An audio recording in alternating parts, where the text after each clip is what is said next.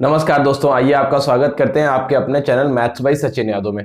जैसे कि अभी तक आप लोग देख रहे थे कि हम लोग एसएससी जीडी के 2 प्रीवियस ईयर सेट्स पे काम कर चुके थे और आज हम लेकर आए हैं एसएससी जीडी का तीसरा सेट, जिसमें हम मैथ्स के 25 क्वेश्चंस को जो कि पहले एग्जाम्स में आ चुके थे उनको एक एक करके बहुत प्यार से और धीरे धीरे सॉल्व कर रहे हैं। और मैंने कहा है कि इसको मेरे सॉल्व कराने से पहले एक बार आप खुद से सॉल्व करते रहिए ताकि आपको ये पता चलता रहे कि आपकी तैयारी कैसे चल रही है। और वैसे भी अभी आप देख रहे हैं कि बहुत कम टाइम बचा है एसएससी जीडी के एग्जाम में, तो जितना ज्यादा हो सके उतना ज्यादा नंबर ऑफ क्वेश्चंस लगाने की कोशिश करिए। तो देखिए आज जो हम लोग लेके आए हैं क्वेश्चन, उनमें सबसे पहले क्वेश्चन क्या लिया है, दे रखा है आपको दो व्यक्ति पी और क्यू की आयु का अनुपात 5:7 है। तो दो व्यक्ति पी और क्यू की जो आयु का अनुपात दे रखा है वो कितना दे रखा है, 5:7। ये इनकी वर्तमान आयु का अनुपात है और इनकी 8 वर्ष पहले इनकी जो आयु का अनुपात था वो आपको पता है कितना था, 7:13 था। वो था 7:13। अब कह रहा है तो P और Q की वर्तमान आयु क्या होंगे। अगर इन दोनों का अंतर 8 है तो आप नीचे 8 लिख लीजिए। यह सवाल को करने का बहुत प्यारा तरीका होता है, क्रॉस मल्टीप्लीकेशन। 13×5 = 65 और 7×7 = 49। 49 और 65 का जब आप अंतर देखेंगे तो आप देखेंगे कि अंतर आ गया 16। और आप जब यहां से इसका मल्टीप्लाई करेंगे तो 8×7 = 56 और 13×8 = 104। तो 56 और 104 का अंतर देखेंगे तो आ जाएगा 48। अगर ऐसे नहीं देखना चाहते तो ये भी देख सकते हैं कि इनके बीच में अंतर 6 का है और ये 8, 6 × 8 कितना हो गया, 48। तो एक यूनिट का वैल्यू देखने को मिला कि कितना आ गया, 3। अगर एक यूनिट का वैल्यू 3 आया तो 3×5 = 15 और 3×7 = 21। ये पी और क्यू की वर्तमान आयु आ गई, वर्तमान एजेस आ गई। तो इस सवाल का जो सबसे सही उत्तर होगा वो पहला ऑप्शन। तो इसका जो सही आंसर आया वो कौन सा ऑप्शन आया, पहला ऑप्शन। बहुत आराम से। क्या आपको पता था पी और क्यू की करंट एज के रेशियो पता थे 5:7 और 8 इयर्स एगो 8 वर्ष पहले के इनके रेशियोज पता थे 7:13 7:13। तो आपने क्या किया, जितने वर्ष पहले के पता थे 8 रख लिया, क्रॉस मल्टीप्लिकेशन मेथड से आराम से 1 यूनिट का वैल्यू निकाला और इनकी वर्तमान आयु कितनी आ गई, 15 और 21। ये पहले सवाल का आंसर हो गया। चलते हैं दूसरे सवाल की तरफ। जो दूसरा सवाल है वो क्या है, देखिएगा दूसरा क्वेश्चन क्या कह रहे हैं। बहुत आराम से करते चलिए। दूसरा नंबर क्वेश्चन देखिएगा क्या कह रहा है। एक बार खुद से अटेम्प्ट करने की कोशिश करिए। अगर आपको करने में समस्या आ रही है तो फिर सॉल्यूशन देख लीजिए। क्या कह रहा है कि एक व्यक्ति ने 50,000 रुपए में 2 मोबाइल फोन खरीदे। उनमें से एक को 15% के लाभ पे और दूसरे को 20% की हानि पर बेच दिया। यदि दोनों मोबाइलों का विक्रय मूल्य बराबर है, मतलब इस बात का मतलब यह है कि दोनों के सेलिंग प्राइस बराबर है, तो हानि पर बेचे गए मोबाइल का क्रय मूल्य निकटतम रुपए में बताना है। तो देखिएगा पहले मोबाइल को 15% के लाभ पर बेचा गया, तो 15% के लाभ का मतलब होता है 20 से 23। ये बात याद रखिएगा। 15% मतलब 3/20 और इसका मतलब प्रॉफिट है तो 20 से 23। दूसरे को 20% की हानि पर, 20% का मतलब 1/5 तो 5 से 4। ये आपको पहले मोबाइल के सीपी, दोनों के सीपी और एसपी पता चल गए। अब कह रहे हैं कि दोनों मोबाइल के एसपी जो है वो आपस में बराबर है। तो बराबर करने के लिए क्या करिए, ऊपर 4 का और नीचे 23 का मल्टीप्लाई कर लीजिए। तो यहां पे भी ऊपर 4 का और नीचे 23 का मल्टीप्लाई कर लिया। अब देखिए आपने सेलिंग प्राइस कर लिया बराबर, ये भी 92 हो गया, ये भी 92 हो गया। अब हमको दोनों का टोटल सीपी पता है। दोनों का टोटल सीपी यहां से देखेंगे तो 20 चौको 80 और 23×5 = 115। यहां से टोटल सीपी हो रहा है 195। इस 195 का वैल्यू सवाल में हमको पता है 50,000। कितना पता है, 50,000। ये आपको पता है, टोटल सीपी पता है। और आपको बताना है जिस चीज को हानि पर बेचा गया उसका सीपी, तो हमें 115 का वैल्यू बताना है। तो हम देखेंगे कि एक यूनिट का वैल्यू कितना हो गया, 50,000 बटे 195। और अगर हमें देखना है 115 यूनिट का, तो 115 का दोनों साइड मल्टीप्लाई कर लेते हैं। तो 115 यूनिट का वैल्यू देखना है हमको। तो अब इसका सॉल्यूशन करना है। देखिएगा दिमाग लगाइएगा, क्योंकि नियरेस्ट बताना है, निकटतम में बताना है। आप क्या करिए, इसको काट लीजिए 5 से। 5 से कट रहा तो ये आ गया 5×3 = 15, 5×9 = 45 और ये कट गया, ये हो गया आपका 10,000। जब आपने ये देख लिया 10,000, तो 115 × 10,000 है, तो आप ये कर लीजिए 4 जीरो और बढ़ा दीजिए इसके आगे, और नीचे कितना आ गया 39। देखिए अब इसको डिवाइड करने में थोड़ा सा टाइम लगेगा, तो मैंने क्या किया, थोड़ी देर दिमाग लगा के करिएगा। 39 को मैंने थोड़ी देर के लिए 40 मान लिया। अगर भाई जो भी मैंने माना है इसके हिसाब से देखेंगे हम, तो जो आंसर आएगा वो कितना आ जाएगा, 39 को मैंने कितना मान लिया, 40। यहां से अगर आप देखेंगे तो 0 से 0 खत्म, 4 दूनी 8, 4×3 = 12 हो जाएगा। ज्यादा तो ये कितनी बार जाएगा, 2 बार। तो कितना हो जाएगा, 4 दूनी 8, 4 दूनी 8। बचा कितना भाई आपका बच गया यहाँ पे 3, तो 4 × 8 32, यहां से फिर से बच गया 3, तो 4 सत्ते 28, 28,750। देखिए ये आपने वैल्यू निकाला है 40 को सोच के, 40 के हिसाब से, और हमें चाहिए था 39 के हिसाब से। अगर आपने वैल्यू बढ़ाया है अपनी तरफ से तो ये वैल्यू कम आया होगा, अगर कम करते तो ये मान बढ़ जाता। तो 28,750 से बड़ा अगर कोई ऑप्शन है तो जो आंसर है वो 29,487। इस तरीके से करेंगे तो सॉल्यूशन आसान रहेगा। अदरवाइज अगर आप 39 से भाग देंगे आंसर आ जाएगा, बिल्कुल आएगा, लेकिन थोड़ा सा टाइम टेकिंग प्रोसेस हो जाएगा। तो इस तरीके से करिए, आप आसानी से कर सकते हैं। तो ये हो गया आपका दूसरा सवाल। अगर नहीं समझ में आया तो इसको रिपीट करके देखिएगा, बहुत इजी क्वेश्चन है। तीसरे नंबर क्वेश्चन पे क्या चलेंगे, देखिए क्या कह रहा है। पहले एक बार पढ़ के खुद से लगाने का कोशिश जरूर करिए। कह रहा है कि एक वस्तु का अंकित मूल्य 550 रुपए, तो इसका जो एमआरपी पता है वो कितना पता है, 550 रुपए। इसके अंकित मूल्य पर 15%, X% और 20% की 3 सक्सेसिव डिस्काउंट दे रखे हैं, 3 क्रमिक छूट दे रखी है, और इसका सेलिंग प्राइस पता है 317 रुपए 90 पैसे। कह रहा है यदि इसको 2x% की एकल छूट पर बेचा जाता है तो इसका विक्रय मूल्य क्या होगा। देखिए बहुत प्यारा सवाल है। आपको एमआरपी कितना पता है, आपको एमआरपी पता है 550 रुपए, और जो सेलिंग प्राइस पता है वो कितना पता चल गया, जो आपको सेलिंग प्राइस पता है वो आपको पता है 317 रुपए 90 पैसे। देखिए ऐसे सवालों को करने के लिए अब आपको एक डिस्काउंट पता है 15% का, एक 20% का, और एक्स का वैल्यू निकालना है। आपको जो डिस्काउंट पता है उनसे डिवाइड कर दीजिए, जो बचेगा वो डिस्काउंट आपका निकल आएगा। तो आपको पता है एक डिस्काउंट पता है 15%, 15% डिस्काउंट का मतलब 20 से 17, और दूसरा डिस्काउंट आपको पता है 20%, तो 20% का मतलब हो गया, आप यहां से देखेंगे कि 5 से 4, ये देखेंगे आप 5 से 4, ये दो डिस्काउंट पता है। अब आप काट लीजिए जो कट रहा है, पहले तो ये 0 से 0 खत्म, और कुछ कट रहा है, चलिए 5 से ही कट जाएगा, 11 इसको काट लिया जाएगा, पहले इसको काट लीजिए, 17 एकम 17 बचा आपका 14 बच गया, तो अब 17 एकम 17, 14 बचा 147। तो जब आप देखेंगे 17 अट्ठे आपका हो गया, 17 एकम 17, 14 147 हो गया, तो हो गया 17 अट्ठे 136, 17 अट्ठे 136 और 17 सत्ते 119, ये आपका हो गया 18.7, ये यहां से ये आ गया। और आप देखेंगे और कुछ कट रहा है, तो ये हो गया 2 एकम 2 और 2 दूनी 4, और ये देखेंगे आप 5 एकम 5, ये 11, यहां से ये आ गया 11, और कुछ नहीं तो ये 22 है, और ये हो गया 18.7, ये हो गया आपका 18.7। तो आप यहां से डिस्काउंट देख रहे हैं, कितने रुपए का देख रहे हैं, 3.3। जो आपको डिस्काउंट मिल रहा है वो 3.3 का मिल रहा है, कितने पे, 22 पे, तो 100 पे कितना होगा देख लीजिए।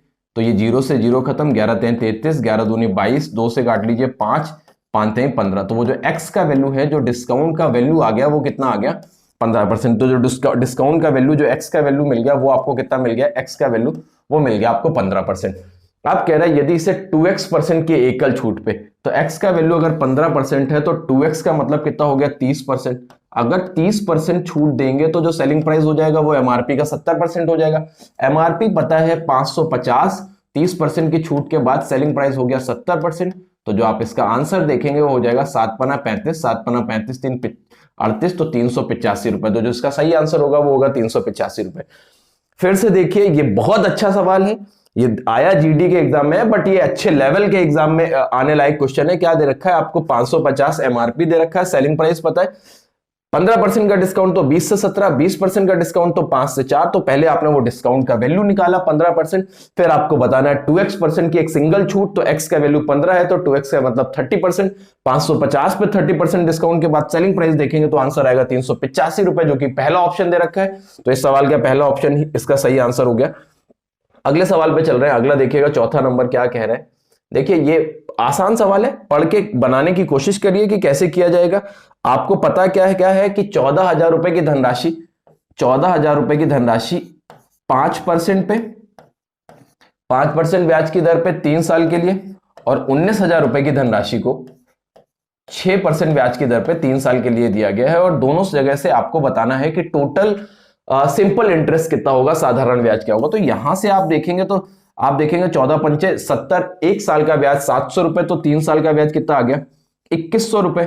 यहां से देखेंगे तो 19 छक्का 114, तो 1 साल का ब्याज हो गया 1140 रुपए, तो 3 साल का कितना हो जाएगा 3420 रुपए। देखिए साधारण ब्याज के फॉर्मूले से निकाल लीजिए आप, पीआरटी अपॉन 100 से आप डायरेक्ट निकाल सकते हैं। 14,000 का 10% 1400, तो 5% हो गया 700, 700 इंटू 3 कर दिया तो 2100, 19,000 का 6% 1140, तो आपने देख लिया 3420 रुपए। तो टोटल यहां से आप ब्याज देखेंगे तो 0, 2, 4 1 5 और 3 2 5, तो टोटल जो आप ब्याज देख रहे हैं वो 5520 रुपए, जो थर्ड ऑप्शन है वो इसका सही आंसर होगा। बहुत आसान सवाल था, बहुत आसानी से कर सकते हैं। बढ़ते हैं अगले सवाल की तरफ। अगला क्वेश्चन क्या कह रहा है, 5 नंबर देखिएगा। देखिए ये दे रखा है आपका, बहुत बढ़िया सवाल, ध्यान से करने की कोशिश करिए, आराम से अटेम्प्ट करिए, आराम से बनने लायक क्वेश्चन है। कह रहा है एक कारखाने को 144 दिन में एक निर्धारित संख्या में वस्तुओं के निर्माण के लिए 56 मशीनों की आवश्यकता थी। उसी संख्या में वस्तुएं 96 दिन में बनाने के लिए कितनी मशीनों की आवश्यकता होगी। देखिए यहां पे लगेगा आपका M1 D1 H1 upon W1 इसकस to M2 D2 S2 upon W2। देखिए यहां पे पूरे की जरूरत नहीं है, बट मैं आपको बताए दे रहा हूं कि अगर कभी इस तरीके के सवाल आते हैं तो यहां पे जरूरत सिर्फ हमें M1 D1 बराबर M2 D2 की है कि 144 मतलब 56 मशीनें जिस काम को 144 दिन में कर रही हैं, तो कितनी मशीनें उसी काम को 96 दिन में कर लेंगी। तो आप इसको कट कर लीजिए। जैसे ही आप कट करेंगे तो 16 छक्का 96 और 16 नवैया कितना हो गया 144। यहां से आप देखेंगे कि काटेंगे तो ये कटेगा आपका 3 दूना 6, 3 तिरका 9, 2 से काट लिया, ये कितना हो गया 28, 28 से कितना हो गया 84। तो जो x का वैल्यू आ गया वो कितना आ गया, तो कितनी मशीनों की आवश्यकता होगी, तो 84। इसका भी जो आंसर सही होगा वो कौन सा होगा, थर्ड ऑप्शन। तो इसका भी सही आंसर आया वो थर्ड ऑप्शन। चलते हैं अगले क्वेश्चन की तरफ। जो अगला क्वेश्चन है वो कौन सा है, 6 नंबर। देखिए ये बहुत आसान सवाल, आसानी से कर सकते हैं, अटेम्प्ट कीजिए इसको भी, कोशिश करिए कि 30 सेकंड से ज्यादा ना लगे किसी भी क्वेश्चन में। कह रहा है राधा को 26 किलोमीटर प्रति घंटे की चाल से चलने पर 1950 मीटर की दूरी तय करने में कितने मिनट लगेंगे। तो देखिए आपके जो आंसर दे रखे हैं वो सारे मिनट में दे रखे हैं। तो 1950 मीटर को अगर हम किलोमीटर में बदलेंगे तो कितना हो जाएगा 1.95। हमको निकालना है समय निकालना, तो समय बराबर क्या कर दिया जाए, दूरी बटे चाल। चाल आपको कितनी पता है 26। ये आपका जो समय आएगा ये आपका आ गया समय, और ये जो समय आएगा क्योंकि दूरी किलोमीटर में ली है, चाल किलोमीटर प्रति घंटे में ली, तो ये जो समय आएगा ये आएगा आपका आर में, घंटे में आएगा। तो इसको मिनट में बदलने के लिए कितने का गुणा कर लिया जाए 60 का, दशमलव हटाइए, 2 जीरो बढ़ा लीजिए, 13 से काट दीजिए, 13 दूनी 26, 200, 13 से काट लीजिए तो ये हो गया 13 एकम 13, 13 पचे 65, ये हो गया। आप काट लीजिए 5 से 5 ही 15 और ये कितना हो गया 40, 20 से काटेंगे 20 दूना 40 और 20 तेईं 60, 9/2 मिनट। फाइनली जो आंसर आया 9/2 मिनट या 4.5 मिनट कह सकते हैं। कोई ऑप्शन आपको दिख रहा है 4.5 मिनट, तो जो सही आंसर होगा वो कौन सा होगा 4.5 मिनट। तो आपका आंसर हो गया फर्स्ट ऑप्शन। कौन सा ऑप्शन हो गया, फर्स्ट ऑप्शन। ये छठे सवाल का आंसर हो गया फर्स्ट ऑप्शन। चलते हैं 7वें नंबर की तरफ। बहुत आसान सवाल था ये आपका। 7th नंबर क्वेश्चन देखिएगा क्या दे रखा है, ध्यान से पढ़िए इस सवाल को, पहले की कह क्या रहा है उसके बाद आगे करेंगे। तो आपका ये सवाल कह रहा है कि पाइप ए और बी भरी हुई टंकी को 15 मिनट और 20 मिनट में खाली कर सकते हैं। पाइप ए भरी टंकी को खाली कर सकते हैं, पाइप ए और बी 15 मिनट और 20 मिनट में खाली कर सकते हैं, ए और बी 15 मिनट और 20 मिनट में खाली कर सकते हैं। और कह रहा है कि जबकि अकेले पाइप सी खाली टंकी को 8 मिनट में भर सकता है। ये थोड़ा सा गलत लिखा है, यहां पे आएगा कि अकेले सी खाली टंकी को कितने मिनट में भर सकता है, 8 मिनट में भर सकता है। यदि पाइप ए बी सी एक साथ खोले जाएं तो टंकी भरने में कितना समय लगेगा। तो एलसीएम जो आया इनका आया 120 आया। तो जो इनकी क्षमताएं आ गई वो कितनी आ गई, 15 8 120, 20 छक्का 120 और 8 से डिवाइड किया 15। ये अब तीनों को एक साथ खोल दिया जाएगा, तो ये और ये नल है खाली करने वाले और ये नल है भरने वाला। तो 8 और 6 14 भाग हर मिनट खाली हो रहा है और 15 भाग भर रहा है। तो हर मिनट जो टंकी भरी जा रही है वो 1 भाग भरी जा रही है। तो टोटल कितना टाइम लगेगा इसको भरने में, 120 मिनट। 120 मिनट का मतलब कहीं ना कहीं 2 घंटे। तो जो इसका सही आंसर होगा वो कौन सा हो जाएगा, सेकंड ऑप्शन। जो इसका सही आंसर क्या होगा वो हो जाएगा सेकंड ऑप्शन। तो ये हो गया आपका 7वें नंबर का सही आंसर क्या होगा, सेकंड ऑप्शन। बढ़ते हैं 8वें नंबर पे। 8वां नंबर क्वेश्चन क्या कह रहा है, देखिए बहुत बढ़िया सवाल, आसान है, आराम से अब आपको रेशियो में बांटना है इसको। कह रहे हैं 73,500 रुपए। जो आपको पैसे पता है वो कितने पता है, 73,500 रुपए को कह रहा है ए बी सी डी 4 लोगों में बांटना है, ए बी सी डी। और इनको किस रेशियो में बांटना है, 3 7 9 11, 3 7 9 और 11। तो यहां से अगर आप इनका टोटल देख रहे हैं तो 11 9 20, 20 7 27 और 3 कितना हो गया 30। 30 का वैल्यू आपको पता है किस 73,500। तो अब आपको जो आंसर चाहिए वो चाहिए ए और डी के हिस्से का योग, तो मतलब 14 का वैल्यू चाहिए। तो पहले 1 यूनिट का वैल्यू देख लिया जाए। 1 यूनिट का वैल्यू देखेंगे तो 3 से काटा 24 थे 72, 2450 और हमें चाहिए 14 यूनिट का वैल्यू।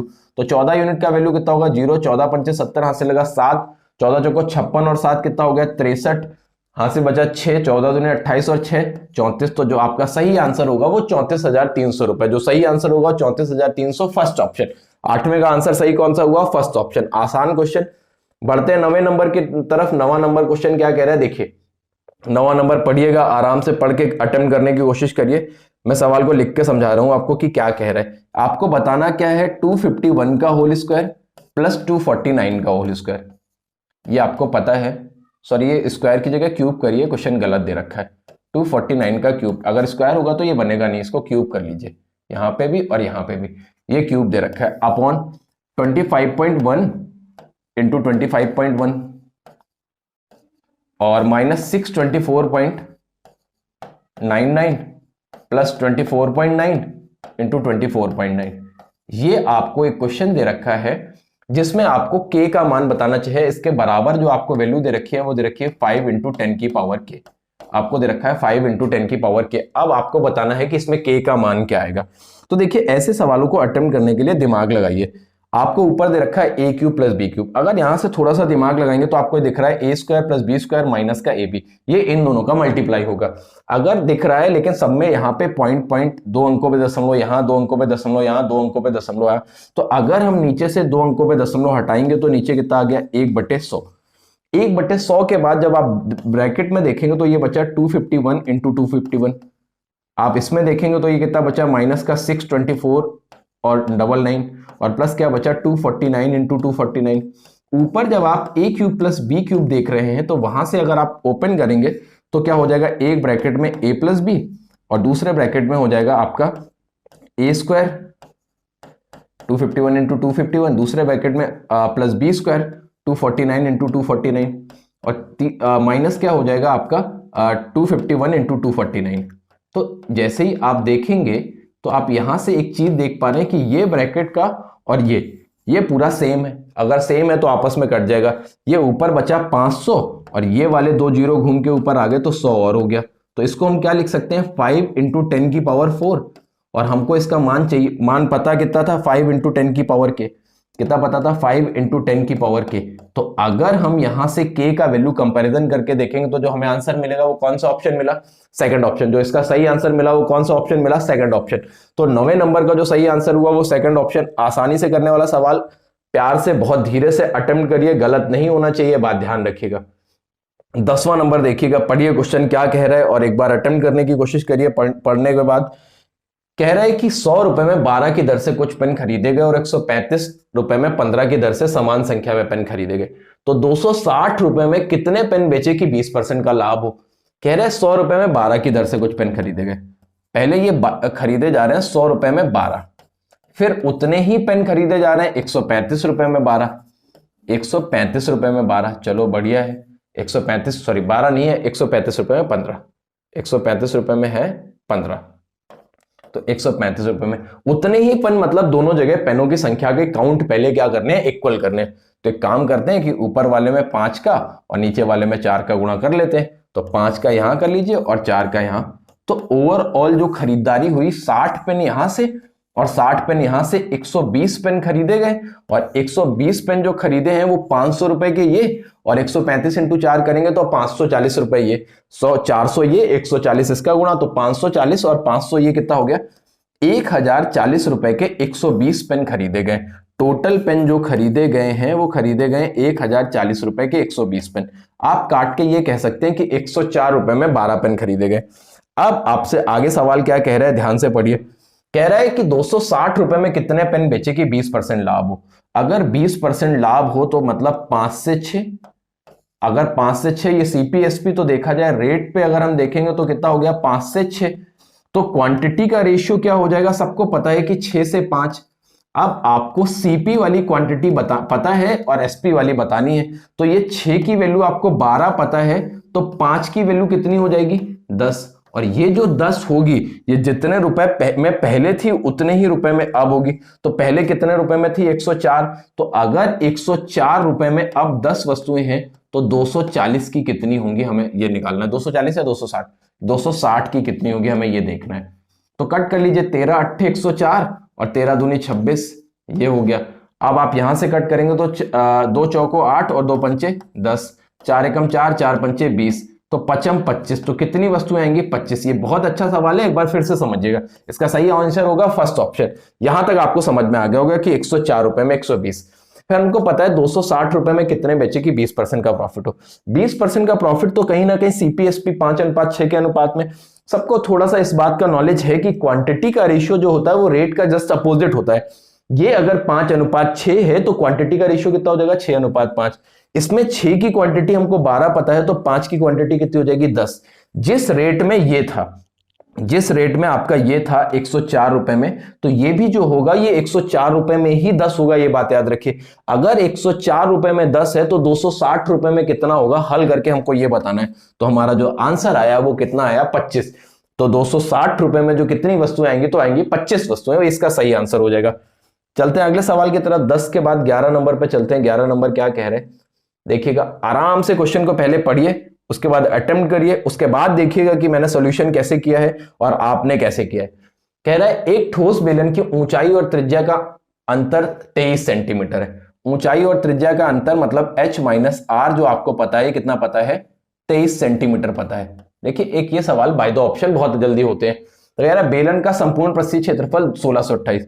तो संपूर्ण बेलन का जो टोटल सरफेस एरिया होता है वो होता है 2 पाई आर ब्रैकेट में h प्लस आर। ये जो आपको पता है कितना पता है 1628 सेंटीमीटर स्क्वायर पता है, ये पता है। और अब आपको ऊंचाई और त्रिज्या बतानी है। तो अब अगर यहां से आप देखेंगे, थोड़ा सा दिमाग लगाएंगे, तो 2 पाई का वैल्यू 22/7 और r को r बना रहने दीजिए और h प्लस, क्योंकि कुछ नहीं पता अभी आपको, या तो आप इसको हल करेंगे तो समय लगेगा, आप दिमाग लगाइए। पहले जितना कट रहा है उसको काट लीजिए। इसको काटा 22 7 154 बचा 8 22 चौको 88, 2 से काट लिया, ये हो गया आपका 37।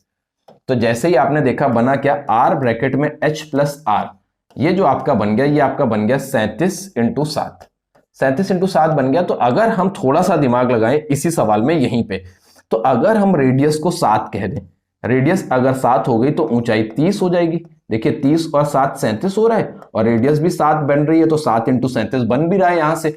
और अगर यही 30 में 7 घटाएंगे तो 23 भी आ रहा है। तो जो आपका सही आंसर हो जाएगा वो कौन सा ऑप्शन हो जाएगा, सेकंड ऑप्शन।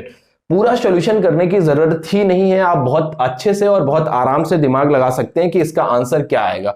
आप डायरेक्ट दिमाग लगा सकते थे कि देखिए अगर 28 ऊंचाई और इसको 5 मानेंगे तो 28 माइनस 5 23 हो रहा है। क्या इससे जो टोटल सरफेस एरिया होगा वो 1628 होगा? ये सोचिए कि अगर टोटल सरफेस एरिया 1628 नहीं होगा, आप ये बात याद रखिए कि अगर आपने रेडियस 7 के मल्टीपल में नहीं ली तो फिर ये कटेगा ही नहीं, कटेगा नहीं तो इंटीजर में नहीं आएगा। तो देखिए ना रेडियस इसमें 7 के मल्टीपल में है, ना इसमें है, ना इसमें है, तो तीनों ही ऑप्शन में रेडियस अगर 7 के मल्टीपल में नहीं है तो पूरा पूरा हो ही नहीं सकता आंसर। तो जिसका सही आंसर होगा वो बिना पेन चलाए आप बता सकते थे सेकंड ऑप्शन होगा, क्योंकि वही एक ऑप्शन है जो आपका रेडियस 7 से 7 का मल्टीपल है।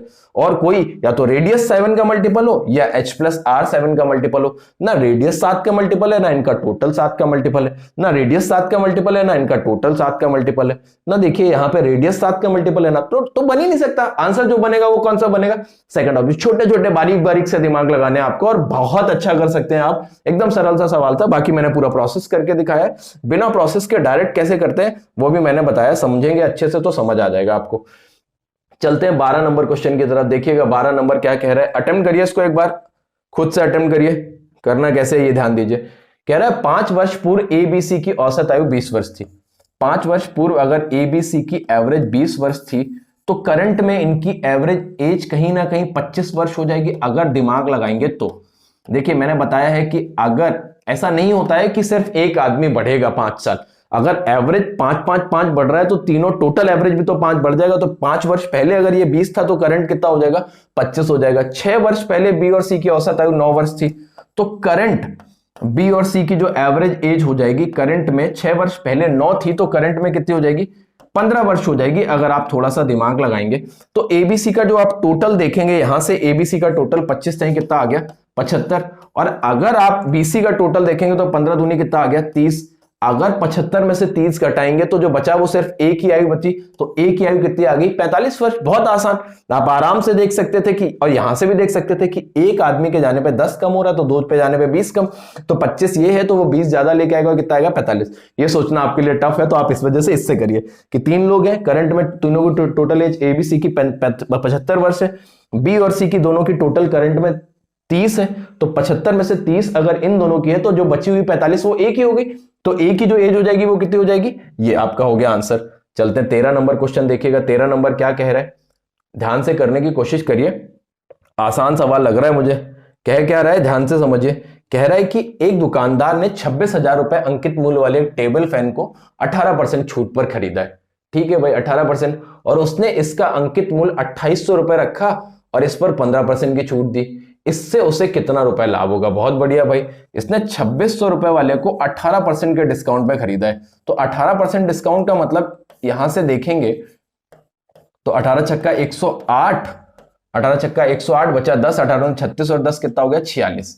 2600 का अंकित मूल्य था, 18% छूट पे खरीदा, तो 2600 रुपए पे 468 रुपए कम के बाद इसने जितने का भी पड़ा उसका खरीद लिया, और इसने कीमत अपनी तरफ से फिक्स कर दी 2800 रुपए, और इसको कितने परसेंट छूट दे दिया, कह दिया 15% छूट ले लो, तो मतलब 15% के डिस्काउंट पे उसको बेचा। तो 15% का डिस्काउंट देखो तो 15 8 120, 15 8 120 हासिल लगा 12, 15 30 और 12 420 रुपए का डिस्काउंट दिया। देखो यहां से देखना उसने कितना रुपए फायदा उठाया, दिमाग लगाओ, उसने कितना कम डिस्काउंट दिया, 48 रुपए कम डिस्काउंट दिया और 200 रुपए बढ़ा के लिख दिया, तो टोटल जो फायदा, डिस्काउंट भी 48 रुपए कम दिया, 200 रुपए बढ़ा के भी लिखा है, तो जो टोटल फायदा हो गया वो 248 रुपए का नहीं हो गया। एक बार फिर से, और भी बहुत सारे तरीके इसको करने के लिए, मुझे ये बेहतर लग रहा है कि इसको करोगे तो बहुत जल्दी कर पाओगे। 2600 रुपए की चीज थी, 18% के डिस्काउंट में, मतलब 2600 का चीज था और 468 रुपए छूट पे खरीद के लाया था। फिर 2800 रुपए की चीज 15% के डिस्काउंट पे, मतलब 420 रुपए छूट पे उसने बेची है, तो खुद ने लिया था तो 468 का डिस्काउंट, और खुद ने दिया है तो 420 के डिस्काउंट पे, तो 48 रुपए तो डिस्काउंट ही कम दिया, और 200 रुपए बढ़ा के फिक्स किया है, तो वो तो सीधा सीधा 200 रुपए का फायदा और 48 रुपए यहां से, तो जो टोटल फायदा हो गया वो कितने का हो गया 248 रुपए का। आप आराम से कर सकते हैं सवाल को, तो ये 13 नंबर का जो सही आंसर होगा वो कितना होगा 248 रुपए। बढ़ते हैं 14 नंबर पे, देखिएगा क्या कह रहा है। कह रहा है एक व्यक्ति ने एक ऐसा आयताकार भूखंड खरीदा जिसकी लंबाई और चौड़ाई का अनुपात जो दे रखा है वो कितना दे रखा है 7:5। यदि भूखंड पर तार की बाड़ लगाने का खर्चा 15 रुपए प्रति मीटर की दर से 2880 रुपए है, तो भूखंड की लंबाई बतानी है। बहुत बढ़िया, भूखंड पर तार की बाड़ लगाने की लागत 15 रुपए पर, देखिए जब भी आप भूखंड पे तार की बाड़ लगाते हैं तो ये काम हो रहा है पेरीमीटर पे, और टोटल खर्चा है 2880 रुपए, और जिसमें 1 मीटर का खर्चा है 15 रुपए। अगर 1 मीटर का 15 रुपए है तो अब आपको यहां से परिमाप निकाल लेना है कि कितना है। तो जैसे ही आपने देखा तो 15 एकम 15 बचा 13, 138 हो गया, 15 नवैया 135 बचा 3, 15 दूनी 30। तो जो आपका आंसर, जो पेरीमीटर आ गया वो कितना आ गया 192 मीटर इसका परिमाप है। लंबाई चौड़ाई का जो आपको अनुपात पता है वो पता है 7:5। एल और बी का जो रेशियो पता है वो आपको पता है 7:5। तो 2 ब्रैकेट में एल प्लस बी देखेंगे तो 7 5 कितना हो जाएगा 14x, और यहां से कितना हो रहा है 28x का वैल्यू आपको दिख रहा है कि कितना है 192। तो जैसे ही आप इसको काटेंगे तो आपने देखा 14 एकम 14, सॉरी यहां से आपका 15 एकम 15 बचा 13। ठीक है, तो यहां से काटिए, जैसे ही आपने काटा ये 7 से कट रहा है, 7 चौको 28, ये कितना हो जाएगा 7 दूनी 14 बचा आपका 5। ये पूरा पूरा कट क्यों नहीं रहा है भाई, सॉरी 7 5 12 होगा, गलती हो गई थोड़ी सी, इसको करेंगे 7 5, ये कितना हो जाएगा आपका 12x, तो 12 दूनी कितना हो जाएगा 24x। अब 24x का वैल्यू अगर 192 दे रखा तो ये 8 बार में पूरा पूरा खत्म हो जाएगा, तो x का वैल्यू कितना आ गया 8 आ गया, कितना आ गया 8। थोड़ा सा ध्यान दे लीजिएगा, यहाँ पे गलती हो गई, कैलकुलेशन मिस्टेक हो गई, 7 5 12 और 12 का डबल 24, x का वैल्यू 192 दे रखा है, तो x का वैल्यू कितना आ गया 8। अब आपसे लंबाई पूछ रहा है कि इसकी लंबाई कितनी होगी, तो 8 7 56 इसकी लंबाई होगी और 8 5 40 इसकी चौड़ाई होगी। हमसे पूछी गई लंबाई तो 56, इसका आंसर कितना आ जाएगा 56। बहुत आसानी से किया जा सकता है, थोड़ा सा दिमाग लगा के आराम से करिए कि किस तरीके से इसको आप डायरेक्ट कर सकते हैं। अगर आप ये पूरा प्रोसेस नहीं करना चाहते तो 192 परिमाप आया है, तो 192 का आधा अगर हम देखें, ये तो मान लीजिए कर ही लिया है, मैं एक और तरीका बता रहा हूं। 192 अगर परिमाप आया है, परिमाप का आधा लंबाई चौड़ाई का योग होता है, तो 192 का था 96, लंबाई चौड़ाई का योग, यहां से लंबाई चौड़ाई का योग 12, 12 का वैल्यू 96, तो 1 यूनिट का वैल्यू 8, 8 सत्ते 56 लंबाई और 8 पंच 40 चौड़ाई। इस तरीके से भी कर सकते हैं आप। खैर अभी आप ये कर लीजिए, तो आपका आंसर कितना आ गया 14 मीटर। ये 14 नंबर क्वेश्चन का आंसर हो गया। चलते हैं 15 नंबर पे। 15 नंबर क्वेश्चन क्या कह रहे हैं, कह रहे हैं दो संख्याएं 9:11 के अनुपात में, दो संख्याएं 9:11 के अनुपात में दे रखी है। तो देखिएगा, कह रहे यदि उनका लासा, देखिए ये बहुत आसान सवाल होते हैं कि 9:11 के अनुपात में दो संख्याएं दे रखी है, अगर इनका आप एचसीएफ देखेंगे तो 1 आएगा, और इसका सवाल में एचसीएफ कितना दे रखा है, तो अगर 1 यूनिट का वैल्यू 23 दे रखा है तो दोनों संख्याओं का अंतर 2 का वैल्यू बताना है, तो 2 यूनिट का वैल्यू कितना हो जाएगा 46। ये बहुत सरल सवाल है, दो संख्याओं का अनुपात, ये पहली और दूसरी संख्याओं का अनुपात दे रखा है, तो इनका एचसीएफ, दो रेशियो में संख्याएं होती है तो उनका एचसीएफ हमेशा 1 होता है, और उस 1 का वैल्यू सवाल में कितना पता है 23, 23, 1 का वैल्यू 23, तो अंतर 2 का है, 2 का वैल्यू कितना हो जाएगा 46, जो इस सवाल का सही उत्तर होगा वो कितना हो जाएगा 46। बढ़ते हैं अगले सवाल की तरफ। 16 नंबर देखिएगा, 16 नंबर क्या कह रहे हैं, कह रहा है संख्या 2483। देखिए मैं इस सवाल को करने के आपको दो तरीके बताता हूं, एक तो करेंगे बाय द ऑप्शन। देखिए बाय द ऑप्शन करना चाहते हैं, मैं आपको बता रहा हूं, मैं आपको बिल्कुल बिना पेन चलाए इसका आंसर बताऊंगा। देखिए कह रहा है 2483 में किस छोटी से छोटी संख्या को जोड़ेंगे कि 3, 4, 5, 6 से पूरी पूरी डिवाइड हो जाए। देखिए 3, 4, 5, 6 को अगर आप देखेंगे थोड़ा सा दिमाग लगा के, तो 3, 4, 5, 6 का जो भी एलसीएम आएगा वो आएगा आपका, उसका यूनिट डिजिट आएगा 0। उसका अगर यूनिट डिजिट आएगा तो जाहिर सी बात है उसके मल्टीपल में भी अगर कोई नंबर होगा तो उसका भी यूनिट डिजिट 0 आएगा। तो 3 में कितना जोड़ोगे कि यूनिट डिजिट 0 आ जाए, तो इकाई का अंक 7 होना चाहिए जो जोड़ा जाए। तो जो आपका आंसर एक ही ऑप्शन दिख रहा है जिसका यूनिट डिजिट 7 दे रखा है। खैर अगर ये मैंने बताया डायरेक्ट कि अगर आपको बाय द ऑप्शन लेना है बिना कुछ पेन चलाए, तो आप डायरेक्ट सोच सकते हो 3, 4, 5, 6 का जो भी एलसीएम आएगा वो आएगा, उसका यूनिट डिजिट 0 होगा, और उसके मल्टीपल में जितने भी नंबर होंगे उनका भी यूनिट डिजिट 0 होगा। तो 2483 में क्या जोड़ोगे आप कि उसका यूनिट डिजिट 0 आ जाए, तो आपको पता है कि आपको जो जोड़ना है उसका 3 में क्या जोड़ेंगे कि 0 बन जाए, 7 जोड़ेंगे। कितना जोड़ेंगे 7। तो देखेंगे कौन से ऑप्शन में 7 दिख रहा है, चौथे ऑप्शन में। खैर अगर आप इसका तरीका लगाएंगे तो क्या लगाएंगे 3, 4, 5, 6। जब आप इसका एलसीएम लेंगे तो एलसीएम कितना आया आपका, आप दिमाग लगाएंगे, जो आपका एलसीएम आ गया 3, 4, 5, 6 का वो आ जाएगा आपका 60, एलसीएम आ गया 60, और जो आपको दे रखा है वो बताना है 2483। 2483 में किस छोटी से छोटी संख्या को जोड़े, तो 2483 में कुछ जोड़ना है तो मैंने ऐसे केसेस में बताया कि आप एक ज्यादा बार भाग देंगे। 6 चौको 24, 240, बचा कितना 8, ये हो गया 83, तो अब 2 बार भाग दिया तो कितना हो गया 120। देखिए यहां से कितना जोड़ा जा रहा है, इसमें दिमाग लगाइए कितना जोड़ा जा रहा है कि ये आपका पूरा पूरा भाग चला जाए, तो 37। कितना जोड़ा जा रहा है 37, और मैं आपको बता चुका हूं इस सवाल का बिना पेन चलाए आंसर 37 मैंने कैसे देखा था। इन छोटी छोटी बातों पे दिमाग लगाएंगे तो कई बार ये जो 2, 4, 5 सेकंड आप हर सवाल में 10 सेकंड बचाएंगे तो ये आपके बहुत काम आने वाला है। देखिए मेरी बात याद रखिए कि सिर्फ चाहने से अगर नौकरी मिल जाती तो बहुत आसान होता सबके लिए, उसके लिए मेहनत करनी पड़ेगी, बहुत अच्छे से, बहुत कम टाइम बचाए उसमें लग जाइए अच्छे से। देखिए 16 नंबर हो गया, बढ़ते हैं 17 नंबर पे। देखिए अगर चाहिए तो फिर थोड़ा सा पागलपन और जुनून अपना बना के रखिए तभी मिलेगा। ये देखिए बहुत अच्छा लिखा हुआ है सवाल, पहले पढ़ते हैं इसको कि करना क्या है, उसके बाद अटेम्प्ट करेंगे। कह रहा है ए एक निश्चित कार्य को 15 दिन में पूरा कर सकता है, बी ए से 10% कम कार्यकुशल है और सी ए से 20% अधिक कार्यकुशल है। तीनों ने 3 दिन तक एक साथ मिलकर काम किया, शेष कार्य को डी द्वारा 9.5 दिनों में पूरा किया गया, तो मूल कार्य को डी अकेले कितने दिन में पूरा करेगा। देखिए क्या कह रहा है, बी ए से 10% कम कार्यकुशल है, बी जो है वो ए से 10% कम कार्यकुशल है, तो अगर ए एक दिन में 10 भाग काम करता है तो बी सिर्फ 9 ही करेगा अगर इनकी एफिशिएंसी देखेंगे।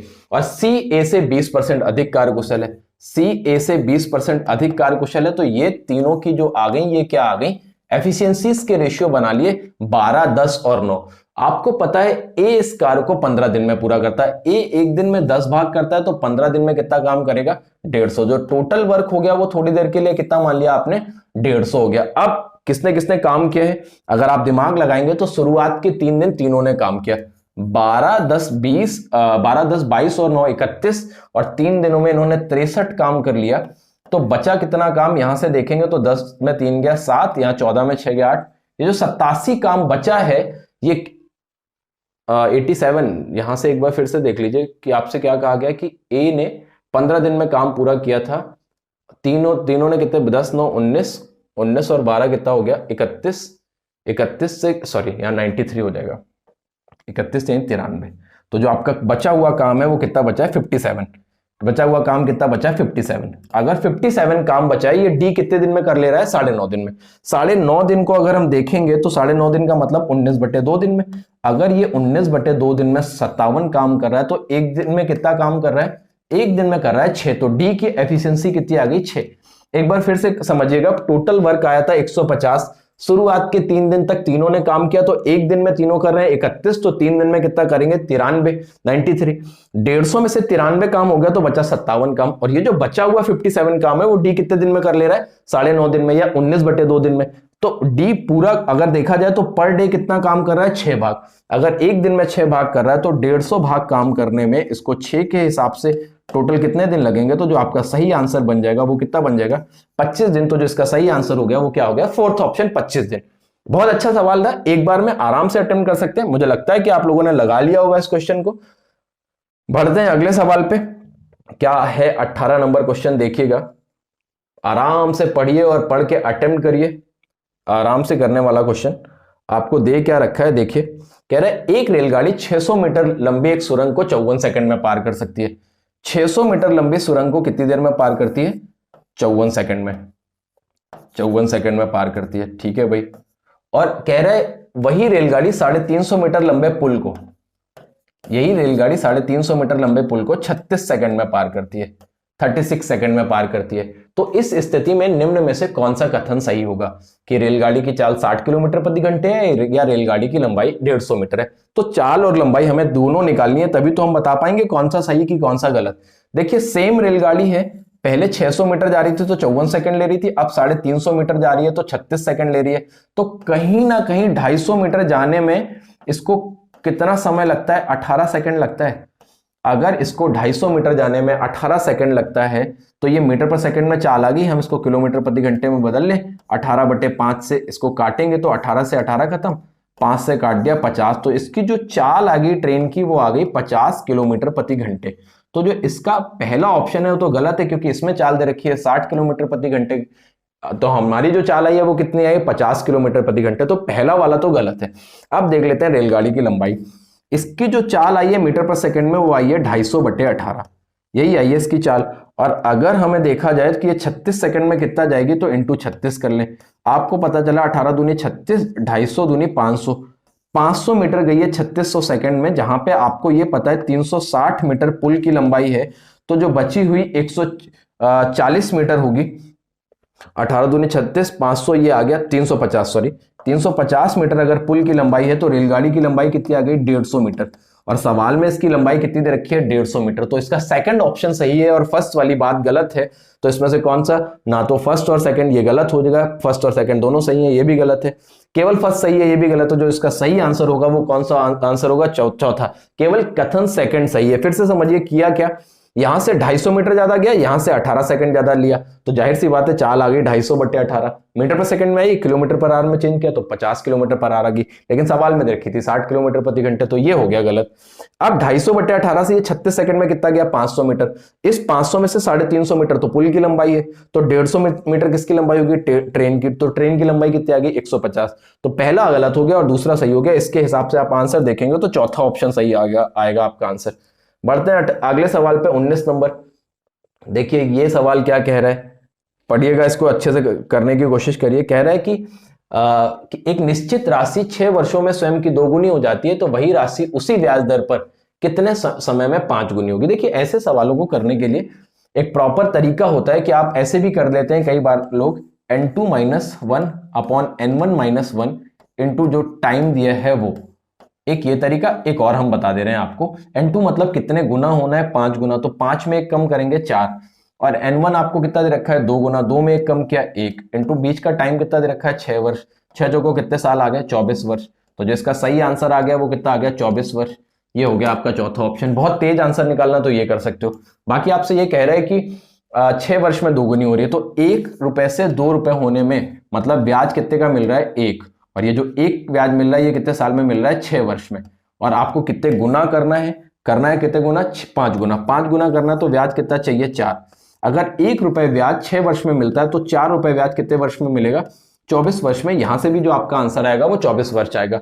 ये आपका बेसिक तरीका है जिसको आप समझ सकते हैं, एक यहां से डायरेक्ट आप निकाल सकते हैं आंसर, दोनों में से जो बेहतर लगे आप उसको करिए। ये हो गया 19 नंबर क्वेश्चन। चलते हैं 20 नंबर पे। 20 नंबर क्या कह रहा है देखिएगा, थोड़ा सा दिमाग लगा के करेंगे, शायद सीआई का क्वेश्चन लग रहा है मुझे, पढ़ने की कोशिश करिए, पढ़ के समझने की कि है क्या क्वेश्चन। कह रहा है यदि ब्याज को अर्धवार्षिक आधार पर चक्रवृद्धि किया जाता है तो 16% वार्षिक ब्याज दर पर 5,000 रुपए की धनराशि। देखिए ब्याज को half yearly 16% rate of interest दे रखा है, और अगर इसको हाफ ईयरली कंपाउंडेड कर देंगे तो ये हो जाएगा 8%, और कह रहा है 8% की दर से 5,000 रुपए 5832 रुपए हो जाता है। अगर 5,000 रुपए 5832 हो जा रहा तो पूछ रहे कितने टाइम में होगा। देखो 8% हाफ ईयरली है, ये हाफ ईयरली कितना हो गया 8%। तो अगर हम देखेंगे, पहले इसको काट लेते हैं, 2 से काटा, ये हो गया आपका 2500 और ये हो गया आपका 2916। अगर और काटेंगे तो कट जाएगा, 28% दे रखा है तो ये हो गया आपका 28% का मतलब 25 से 27 होगा, तो इसको और काट दिया जाए, 4 से कट रहा है ये, 4 से काटेंगे तो कितना हो गया 625, इसको 4 से काटेंगे, 4 सत्ते 28 बचा 1, 1 4 दूनी 8 और 4 नेम 36। अब देखेंगे हाफ ईयरली की बात करा तो ये हो गया 25 से 26 27, 25 से 27 8% दे रखा है, ये 25 की पावर 2 और ये 27 की पावर 2।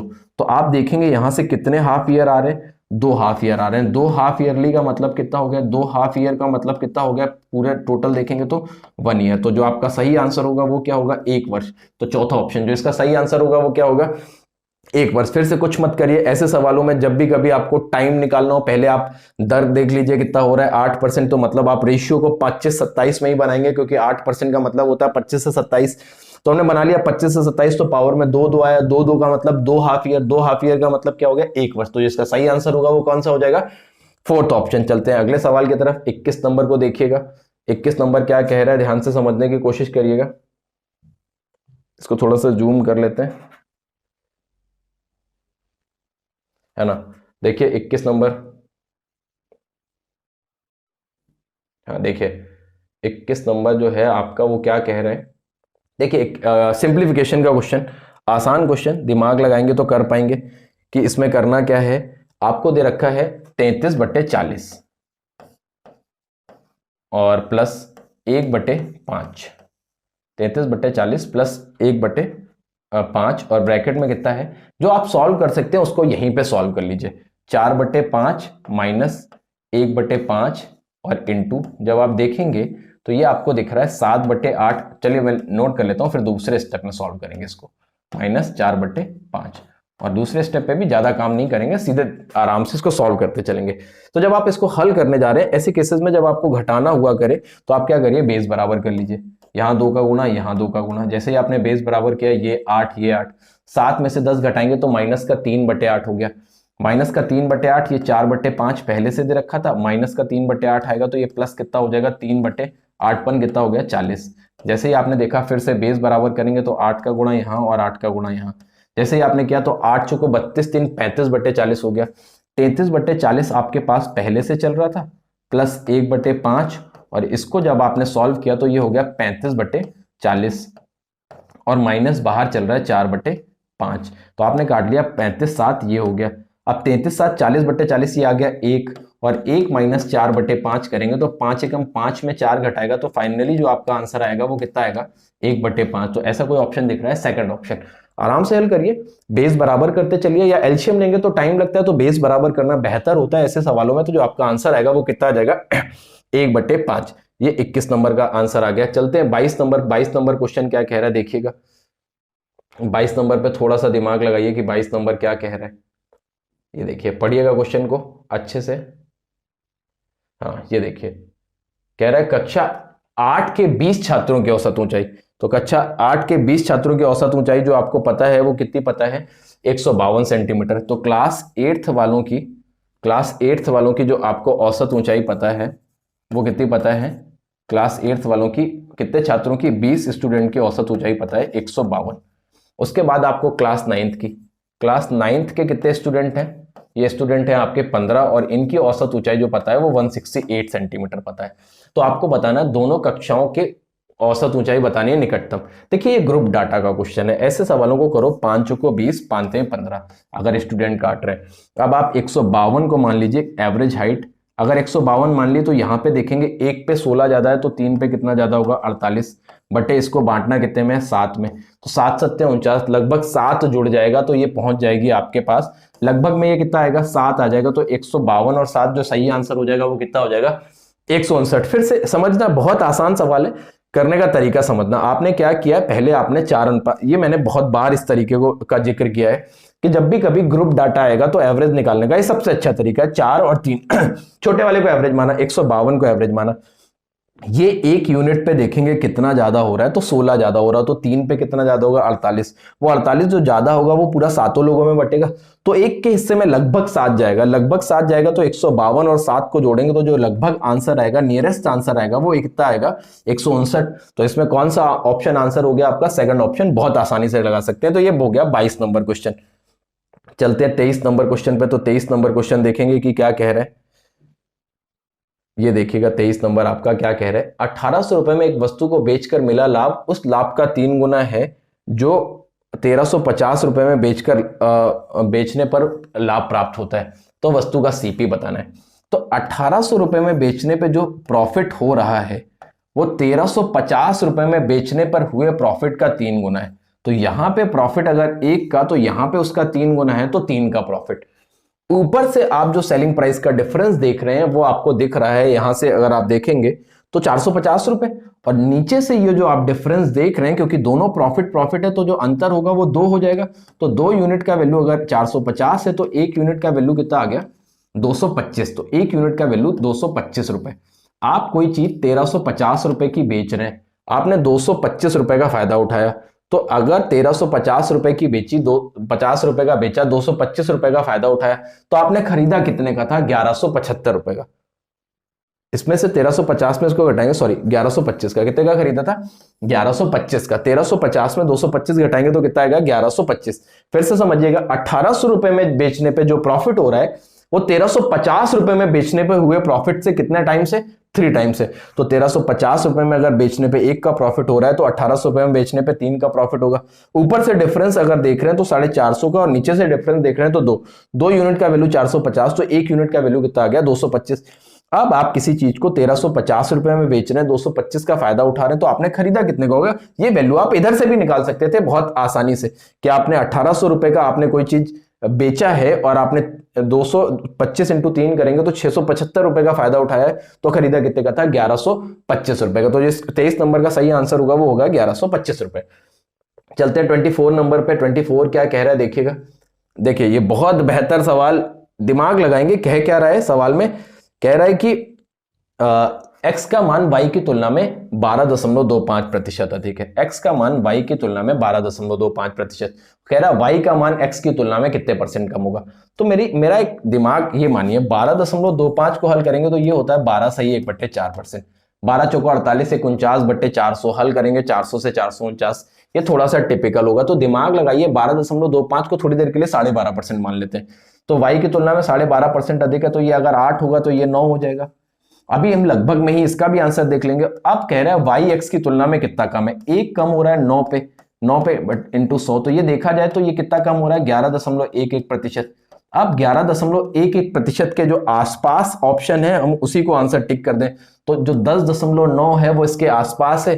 देखिए अगर आप 12.25 से करोगे तो नो डाउट ये टाइम लगेगा, तो 12.25 को हम थोड़ी देर के लिए 12.5% मान लेते हैं, 0.25% का ही अंतर है, उसको 12.5%, क्योंकि फिर जो फाइनल आंसर आएगा उसमें भी नियरेस्ट देख लेंगे, और कोई बहुत नियरेस्ट इसके दे नहीं रखा है, तो 12.5% का मतलब 8 से 9 कि y अगर 8 था तो x कितना हो गया 9, तो अब y x से कितना कम है 1, 9 पे तो 11.11% कम है, तो 11.11% सिर्फ सेकंड ऑप्शन के आसपास है, तो जो सही आंसर होगा वो क्या हो जाएगा सेकंड ऑप्शन। वैसे करेंगे तो टाइम लगेगा। चलते हैं 25 नंबर पे। 25 नंबर देखिएगा क्या कह रहे हैं, ये आखिरी सवाल है, इसको बहुत अच्छे से मन से लगाने की कोशिश करिए, कैसे करना है वो बहुत जरूरी है। आपको दे रखा है x का 25%, x प्लस 60 के 30% से 40 कम है, तो x माइनस 40 का 35% 120 से कितने प्रतिशत कम होगा। चलिए देखिए क्या कह रहा है, x का 25%, x का 25% मतलब 1/4, और कह रहा है कि x प्लस 60 के 30%, तो x प्लस 60 का 30% कितना हो गया 3/10। कह रहा है x का 25% इससे कितना कम है 40, अगर इससे 40 कम है तो इधर 40 ऐड करते हैं तो ये दोनों बराबर हो जाएंगे। देखिए दोनों बराबर हो गए। अब यहां सॉल्व कर लीजिए, ये कितना हो गया, 4 चौको 16, 160 प्लस x बटे 4 बराबर हो गया 3x प्लस 180 अपॉन 10। जैसे ही आपने इसको हल किया तो 2 दूनी 4 और 2 पंचे 10। जैसे ही आपने हल किया तो 16 पंचे 80, ये 800 प्लस 8x बराबर कितना हो गया, 3 दूना 6x प्लस 360। जैसे ही आपने यहां से इसको हल किया तो 2x का वैल्यू कितना आ गया, जैसे ही आपने इसको घटाया तो ये हो गया आपका 800 में से 360 घटा लिया तो हो गया ये आपका 440 हो गया। तो x का वैल्यू कितना आ गया, 220। x का वैल्यू आ गया 220। अब अगर 220 आ गया x का वैल्यू, एक बार फिर से देख लीजिए, सही सॉल्व किया है, 40 440, ठीक है। x का वैल्यू आ गया 220। अब जैसे ही आपने रखा तो 220 माइनस 40 तो 180, और अगर आप 180 का 35% देखेंगे तो कितना हो गया, 0 से 0 खत्म। आप 5 दूनी 10, 5 सत्ते 35, और ये कितना हो गया, 2 ने 18, 9 सत्ते 63। कह रहा है कि 63 120 से कितना कम है, 120 से कितना कम है ये देखना है। तो 120 से कितना कम है, आप यहां से काट सकते हैं, अगर ये कट रहा है तो, नहीं कट रहा तो देख लीजिए कम कितना है, 37 इधर से, 20 उधर से, 57 कम है 120 पे। अगर 57 कम है 120 पे तो इंटू 100 कर दीजिए, तो लगभग कितना आ जाएगा, यहां से काटा, ये आपका हो गया आपका 2 छंग 12 और 2 पंचे 10, ये हो जाएगा 55 25। तो मुझे लग रहा है कुछ शायद सॉल्विंग में मिस्टेक हुई है, एक बार वापस से रीचेक करिए इसको। ये हो गया आपका 4 3x प्लस 60, x का 25%, x प्लस 60 के 30% से 40 कम है, तो ये हो गया आपका 160 प्लस x अपॉन 4, और ये हो गया 3x प्लस 180 अपॉन 10। 2 दूनी 4 और 2 पंचे 10, 16 पंचे 80। और यहाँ पे मिस्टेक हुआ है, ये आएगा यहाँ पे 5x। एक बार वापस से सही करिएगा इसको, ये इसमें थोड़ा सा कैलकुलेशन मिस्टेक हुआ है, इसको सही करिए। यहाँ पे कितना आएगा, ये आएगा आपका 5x, ये जो आएगा आपका ये हो जाएगा 5x, थोड़ा सा ध्यान दीजिएगा। अब आ जाएगा, तो ये कितना हो गया 5x। तो x का वैल्यू कितना आ गया, जैसे ही आपने इसको घटाया 440, x का वैल्यू कितना आ गया 440। अगर x का वैल्यू 440 है तो x का वैल्यू यहाँ उठा के रखेंगे तो 440 में 40 गया 400, और 400 का 35% कितना हो गया, 400 का 35% हो गया 140। अब कह रहा है 140 120 से कितना अधिक है, जैसे ही आपने देखा कितना बन गया 7:6। अब 7 6 से कितना अधिक है, 16 सही 2/3%। कितना अधिक है, 16 सही 2/3%। तो जो इसका सही आंसर हो जाएगा वो चौथा ऑप्शन हो जाएगा। एक बार फिर से समझ लीजिए, यहाँ पे थोड़ा सा कैलकुलेशन मिस्टेक हुआ, x का वैल्यू यहाँ से पूरा सॉल्विंग करने के बाद कितना आया 440। अब आपको देखना है 440 को यहाँ उठा के रखा तो 440 में घटाया 400, 400 का 35% कितना आ गया 140। कह रहा है 140 120 से कितना प्रतिशत अधिक है, तो आपने देखा ये 7 और ये 6, एक ज्यादा है 6 पे, तो जो सही ज्यादा हो जाएगा वो 16 सही 2/3%। तो देखिएगा ये आपका आखिरी क्वेश्चन था और ये भी मैंने सॉल्व किया, तो इसका आंसर कितना है, थोड़ा सा कैलकुलेशन मिस्टेक हुई है ना। अब मैं कह रहा हूं कि आप एक बार ये जरूर चेक करें कि आपने आउट ऑफ 25 कितने क्वेश्चंस का सही आंसर दिया है, और जो गलत हुए हैं उनका रीजन क्या है गलत होने का, क्योंकि बहुत कम टाइम बचा है आपके पास। अगर देखेंगे तो मान के चलिए सिर्फ 1 महीना है लगभग आपके पास एसएससी जीडी के एग्जाम के लिए, तो जितना ज्यादा हो सकता है उतना ज्यादा मेहनत करिए, हम आपके साथ जुड़े रहेंगे। तो ये हो गया आज का। अगर वीडियो पसंद आया है तो चैनल को लाइक शेयर सब्सक्राइब करना ना भूलें, और कमेंट में ये जरूर बताएं कि आपने 25 में से कितने क्वेश्चन सही किए हैं। Thank you very much.